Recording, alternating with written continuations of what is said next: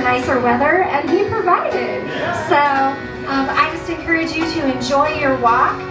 In just a minute, Pastor Nate is going to pray for us, and then we will get started. We have over 250 people that will be walking over the course of the next couple of hours.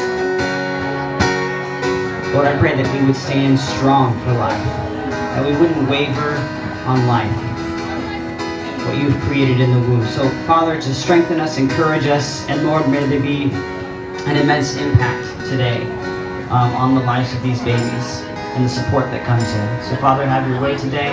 We love you, we praise you, we thank you. And everybody said,